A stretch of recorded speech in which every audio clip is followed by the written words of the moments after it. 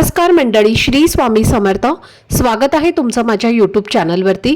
आजचा दिवस तुम्हा सर्वांना खूप छान, सुखाचा, समाधानाचा जाऊ देत हीच मी स्वामींच्या चरणी प्रार्थना करते आणि आजच्या या नवीन व्हिडिओला सुरुवात करते.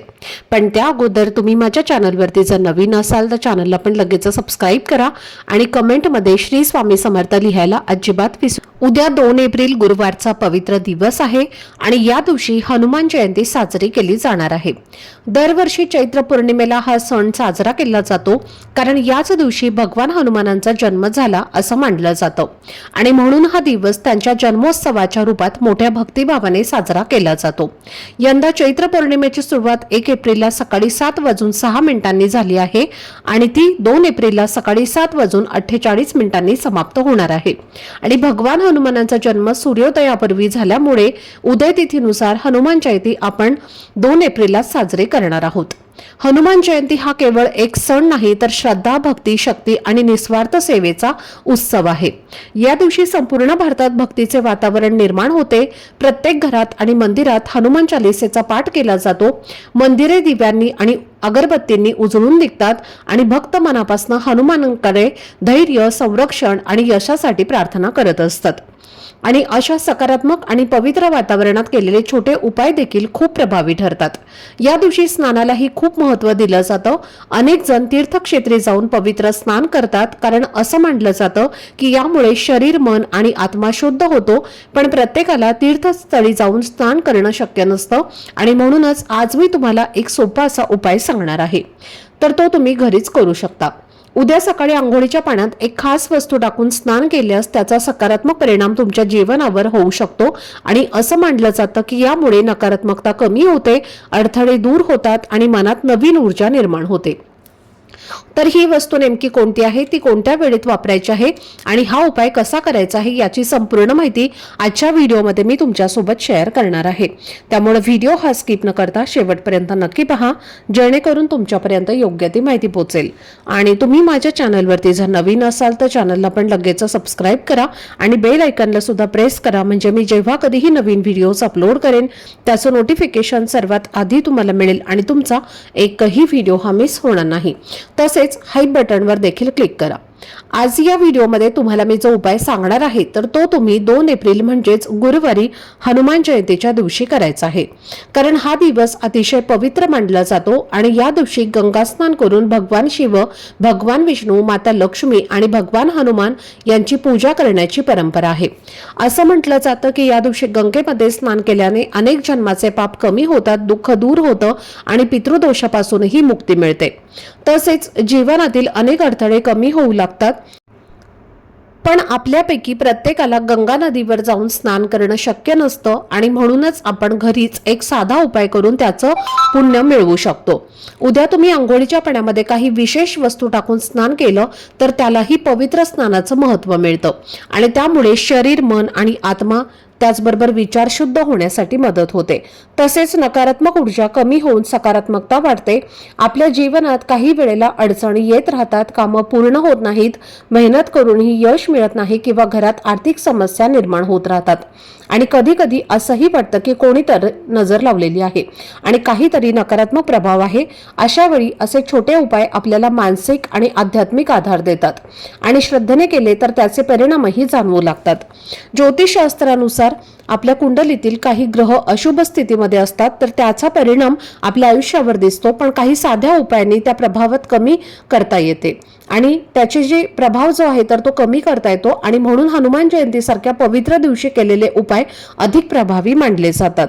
कारण भगवान हनुमान हे संकटमोचक मानले जातात आणि त्यांच्या कृपेने अडथळे, भीती आणि शत्रूंचा त्रास कमी होतो, मग तो शत्रू समोरचा असो किंवा गुप्त असो.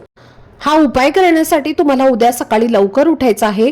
शक्य असेल तर ब्रह्ममुहूर्तावरती स्नान करायचं आहे कारण हनुमानांचा जन्मही सूर्योदयापूर्वी झाला होता. त्यामुळे त्या वेळेत केलेली साधना अधिक फलदायी मानली जाते. आणि जर इतक्या लवकर शक्य नसेल तरी कमीत कमी सकाळी 6:30 ते 7च्या आत तुम्हाला स्नान आपलं पूर्ण करण्याचा प्रयत्न करायचा आहे. आणि जेव्हा तुम्ही स्नान कराल तेव्हा मी ज्या वस्तू सांगणार आहे तर त्या वस्तू अंघोळीच्या पाण्यात टाकूनच स्नान करा, ज्यामुळे या उपायाचा पूर्ण लाभ तुम्हाला मिळू शकतो। आता सकाळी उठल्यानंतर सर्वप्रथम तुम्हाला अंघोळीचं पाणी काढायचं आहे। अंघोळीचं पाणी काढल्यानंतर त्या अंघोळीच्या पाण्यामध्ये तुम्हाला सगळ्यात महत्त्वाची आणि पहिली वस्तू टाकायची आहे ते म्हणजे गंगाजल। आता या दिवशी पवित्र गंगेवरती जाऊन स्नान आपण करू शकत नाही, पण आपल्या घरामध्ये जे काही गंगाजल असेल तर त्यातील 1 ते 2 थेंब तुम्हाला गंगाजल जे आहे तर ते अंघोळीच्या पाण्यामध्ये टाकायचं आहे। मग हे गंगाजल तुम्ही पवित्र गंगेमधनं नदीवरनं आणलेलं असेल तर ते टाकलं तरी सुद्धा चालेल, किंवा तुमच्या घराजवळ जिथे कुठे पूजा साहित्य मिळतं तिथे फक्त 25 रुपयांना गंगाजलची बॉटल मिळते, तिथून तुम्ही हे गंगाजल आणून टाकलं तरी सुद्धा चालणार आहे। त्यानंतर पुढची वस्तू आहे ते म्हणजे हळद। या दिवशी गुरुवार आहे, गुरुवारच्या दिवशी हळदीला विशेष महत्त्व आहे। हनुमान जयंतीच्या दिवशी हळद टाकून स्नान केल्याने भाग्योदय होतो, आपलं नशीब जे आहे तर ते बदलायला सुरुवात होते, आपल्या कष्टाला नशिबाची साथ मिळते, म्हणून चिमूटभर हळद आपल्याला अंघोळीच्या पाण्यामध्ये टाकायचे आहे। त्यासोबतच आपल्याला एक लाल फूल जे आहे तर ते सुद्धा टाकायचं आहे। या दिवशी लाल फुलं टाकून स्नान केल्याने अत्यंत फलदायी मानलं जातं, जे हनुमानाला अतिशय प्रिय आहे। यानंतर पुढची वस्तू आहे ते म्हणजे चिमूटभर काळे तीळ। या दिवशी काळे तीळ टाकून स्नान केल्याने प्रखर पितृदोष जो आहे तर तो दूर होतो, आणि हे तीळ सुद्धा भगवान हनुमानांना अतिशय प्रिय आहेत। त्यासोबतच जर तुमच्या घराजवळ पिंपळ वृक्ष असेल तर त्या पिंपळाच्या झाडाचं एक पान जे आहे तर ते सुद्धा तुम्हाला आणायचं आहे, आणि हे पान सुद्धा तुम्हाला अंघोळीच्या पाण्यामध्ये टाकायचं आहे। जर आपल्याला कोणी वाईट नजर बाधा केलेली असेल, कोणाची वाईट नजर आपल्याला लागलेली असेल तर ती सर्व नकारात्मकता, वाईट नजर जी आहे तर ती पिंपळाच्या पानाने निघून जाते। या पिंपळ वृक्षामध्ये साक्षात भगवान हनुमानांचा वास असतो, आणि म्हणून पिंपळाचं पान तुम्हाला भेटलं तर नक्कीच अंघोळीच्या पाण्यामध्ये टाकायचं आहे, आणि नसेल तर हरकत नाही। त्यानंतर या सर्व वस्तू तुम्हाला अंघोळीच्या पाण्यामध्ये टाकून तुम्हाला स्नान करायचं आहे, आणि जेव्हा तुम्ही हे स्नान करणार आहे तेव्हा तुम्हाला भगवान हनुमानांचं स्मरण करून ओम हनुमते नमः किंवा जय श्रीराम या मंत्राचा जप करत स्नान करायचं आहे। आणि जर तुम्हाला हनुमान चालीसा येत असेल तर हनुमान चालीसेचा पाठ करत तुम्हाला स्नान करायचं आहे। चमत्कार पहा, जेव्हा तुम्ही या सर्व वस्तू टाकून प्रभावी मंत्राचा जप करत स्नान करता तेव्हा तुमचा नशिबाचा भाग्योदय जो आहे तर तो झालेला असतो। आपल्याला साक्षात भगवान हनुमानांची कृपा जी आहे तर ती प्राप्त होते, आपल्यामधील जी काही सकारात्मकता आहे तर ती वाढते, आणि नशीब जे आहे तर ते आपले उजळायला चालू होते।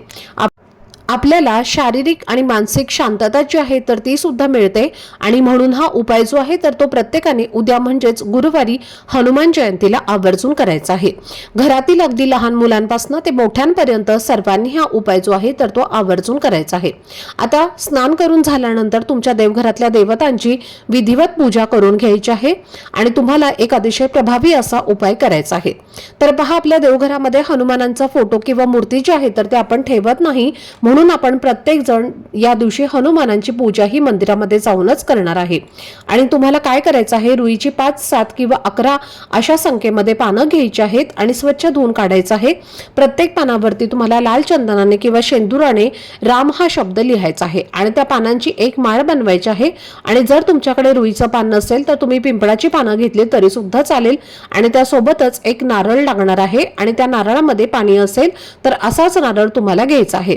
आणि या नारळासोबत तुम्हाला थोडीशी खडीसाखर घ्यायची आहे, आणि एका कागदामध्ये तुम्हाला मूठभर काळे तीळ घ्यायचे आहेत। तर थोडेसे फुटाणे सुद्धा घ्यायचे आहेत, तर हे फुटाणे आपण खातो ते फुटाणे तुम्हाला घ्यायचे आहेत, आणि एक गुळाचा खडा घ्यायचा आहे। या सर्व वस्तू घेऊन तुम्हाला हनुमानांच्या मंदिरामध्ये जायचं आहे। जाताना लाल रंगाची फुलं सुद्धा घेऊन तुम्ही जाऊ शकता। त्यानंतर तिथे गेल्यावर सर्वप्रथम तुम्हाला जाताना तेल सुद्धा घेऊन जायचं आहे। हनुमानांच्या मंदिरामध्ये जो दिवा लावलेला असतो तर तो दिवा चालू असतो, त्या दिव्यामध्ये तुम्हाला हे तेल घालायचं आहे, आणि त्यानंतर ही माळ हनुमानांना घालायची आहे, आणि हा नारळ, गुळ, फुटाणे, काळे उडीद जे आहेत तर ते हनुमानांच्या चरणी अर्पण करायचं आहे, आणि तिथेच मंदिरामध्ये बसून तुम्हाला एक वेळेला हनुमान चालीसेचा पाठ करायचा आहे। जेव्हा तुम्ही मंदिरामध्ये हनुमान चालीसेचा पाठ करता तेव्हा साक्षात हनुमान चालीसा ती सेवा भगवान हनुमान ऐकत असतात, आणि म्हणून या दिवशी हनुमान चालीसेचा पाठ करण्याला खूप जास्त महत्त्व आहे। हनुमान चालीसा पाठ करून झाली की दोन्ही हात जोडून भगवान हनुमानांना मनोभावे प्रार्थना करायची आहे। तुमच्या जीवनामध्ये ज्या काही समस्या आहेत किंवा ज्या काही अडचणी आहेत, काही दुःख आहे तर ते दूर होण्यासाठी प्रार्थना प्रार्थना करा. ज्या काही इच्छा अपूर्ण आहेत तर त्या पूर्ण होण्यासाठी प्रार्थना करायची आहे. आणि अशा पद्धतीने हा उपाय जो आहे तर तो तुम्हाला उद्या हनुमान जयंतीला करायचा आहे. खूप जास्त प्रभावी असा हा उपाय आहे, सात्विक उपाय आहे. हा उपाय केल्याने तुमचे कोणतेही नुकसान होणार नाही, पण तुमचा फायदा हा होणार आहे. तर ही अत्यंत महत्त्वाची माहिती मला तुमच्यासोबत शेअर करायची होती. आजचा हा व्हिडिओ जर तुम्हाला आवडला असेल तर व्हिडिओला लाईक करा. चॅनलवरती नवीन असाल तर चॅनलला सबस्क्राईब करा आणि हा व्हिडिओ आपल्या मित्रपरिवारासोबत जास्तीत जास्त शेअर करा. चला तर मग भेटूया पुढच्या अशा एका नवीन व्हिडिओमध्ये. तोपर्यंत सर्वांना श्री स्वामी समर्थ. धन्यवाद.